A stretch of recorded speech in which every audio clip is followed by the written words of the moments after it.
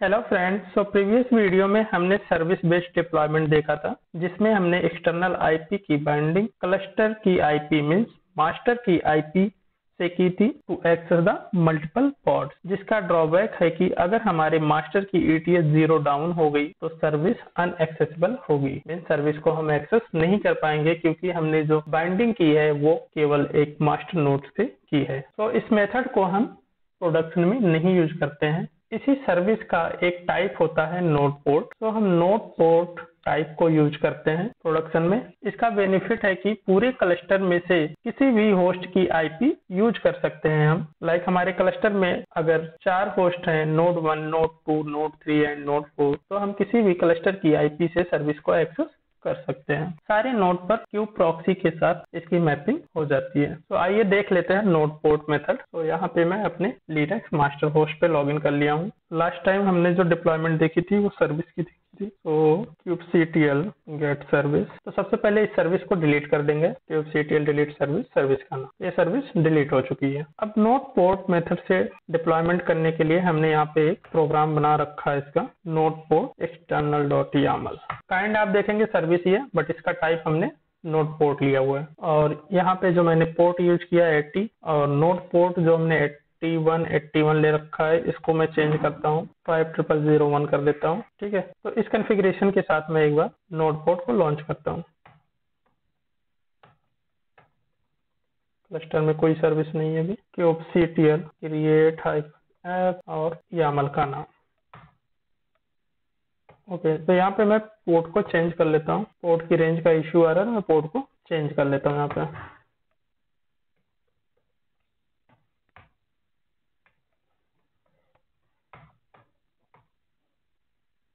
Service create हो गई है। सर्विस का नाम है माई सर्विस। तो अब हम क्या करेंगे, इसकी पब्लिक आईपी निकालते हैं AWS कंसोल से। तो मास्टर की जो आईपी है ये है इसकी पब्लिक आईपी। कॉपी कर लिया और यहाँ पे ब्राउजर में पेस्ट किया। पोर्ट हमने यूज किया था 3001।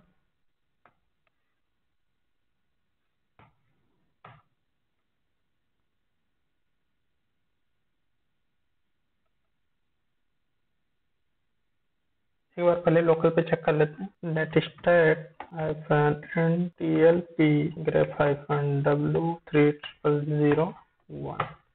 तो इस पोर्ट की बाइंडिंग जो है वो क्यू प्रॉक्सी के साथ हो चुकी है।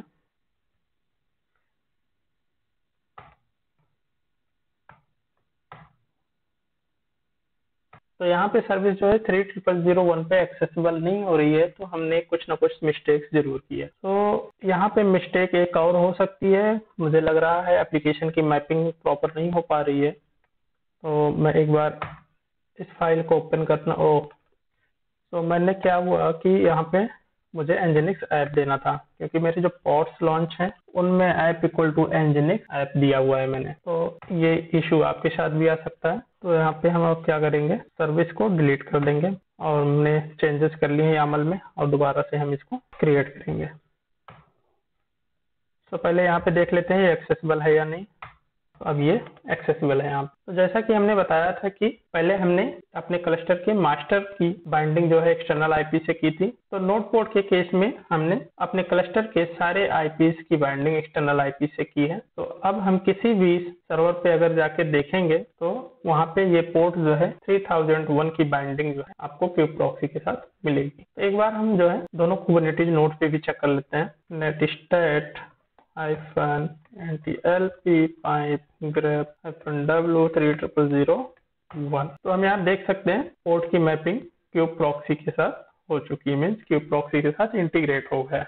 सेम थिंग अगर हम नोड 1 पे भी चेक करेंगे, netstat-ntlp grep-w3001। तो सारे नोड्स पे जो है इस पोर्ट की बाइंडिंग हो गई है क्यू प्रॉक्सी के साथ। तो अब हम किसी भी नोड से इसको एक्सेस कर सकते हैं। अब एक बार पहले हम मास्टर से एक्सेस करके देखते हैं, जैसा कि हमने लोकली चेक कर लिया है। तो हम चलते हैं अपने AWS अकाउंट पे। यहाँ से हम मास्टर की आईपी निकाल लेते हैं। ये हुई हमारी पब्लिक आईपी, और यहाँ पे अब चेक करेंगे 3001। तो यहाँ पे आप देख सकते हैं एप्लीकेशन एक्सेसिबल है। सेम थिंग अगर मैं कहूँ कि ये मेरा नोड डाउन जाता है, तो हम दूसरे नोड से भी चेक कर लेते हैं एक बार। नोड 1 से चेक कर लेते हैं। नोड 1 की हमने पब्लिक आईपी पिक कर ली।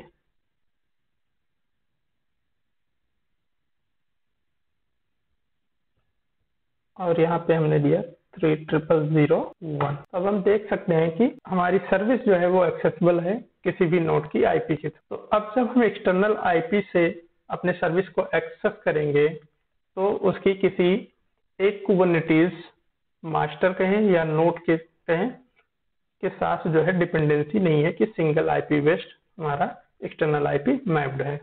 तो यहाँ पे जो है ये हमारा प्रोडक्शन में यही अप्रोच यूज होता है। तो इस केस में आउटेज की कोई चांस नहीं होती। पहले हमने केवल मास्टर के साथ बाइंडिंग की थी, जिसका ड्रॉबैक हमने बताया कि मास्टर की अगर ETS 0 डाउन जाती है तो सर्विस एक्सेसिबल नहीं होगी। तो अब हमने सर्विस देख ली। अब बात करते हैं इसको बाहर से एक्सपोज करने की। इसे एक्सपोज करने के दो मेथड होते हैं। पहला कि या तो मैं किसी डेडिकेट निक की आईपी के साथ बाइंडिंग कर दूं, जैसा कि मैंने मास्टर पर क्लस्टर की बाइंडिंग की थी एक्सटर्नल आईपी के साथ। उसका सिंटैक्स क्या था? उसका सिंटैक्स हमने जैसे कि सर्विस के केस में यूज किया था। इस पेज पर आए थे, हमने सर्विस में यूज किया था, एक्सटर्नल आईपी की बाइंडिंग की थी एक्सटर्नल आईपी के साथ। यहाँ पे हमने एक्सटर्नल आईपी अपने मास्टर नोड की आईपी को डिफाइन किया था। तो इस केस में हमारे मास्टर नोड पे डिपेंडेंसी थी कि मास्टर नोड डाउन जाता है तो सर्विस अनएक्सेसिबल हो जाएगी। तो इसमें हमने जितनी भी पोर्ट नंबर थी सर्विस के, उन्हें एक्सटर्नल आईपी से एक्सपोज किया है। बट ये नोड स्पेसिफिक हो गया। ये आईपी जिस नोड को असाइन होगा केवल वही से सर्विस एक्सेस कर सकते हैं। ओके, तो सेकंड मेथड क्या है हमारा? Node port. नोड पोर्ट में हमने देखा कि सीधे सीधे अपने मशीन को हमने डिफाइन कर दिया क्यू प्रॉक्सी के अंदर। इस मशीन की बाइंडिंग कर लो अपने बेस मशीन से। तो नोड पोर्ट में क्या हो रहा है कि क्लस्टर के अंदर ये सर्विस हर एक सिस्टम पर एक्सपोज हो रही है इस नोड पोर्ट की वैल्यू के साथ में। तो नेक्स्ट वीडियो में अब हम देखेंगे deployment resources, DC based deployment. तो आज की वीडियो में इतना ही रखते हैं, फिर मिलते हैं नेक्स्ट वीडियो में। अगर आपने चैनल को सब्सक्राइब नहीं किया है तो चैनल को सब्सक्राइब कीजिए, वीडियो को लाइक कीजिए, कमेंट कीजिए। और आपकी अगर कुछ स्पेसिफिक वीडियो की डिमांड है कुबरनेटिस डॉकर से रिलेटेड, तो आप कमेंट बॉक्स में टाइप करिए। Thanks for watching, bye bye.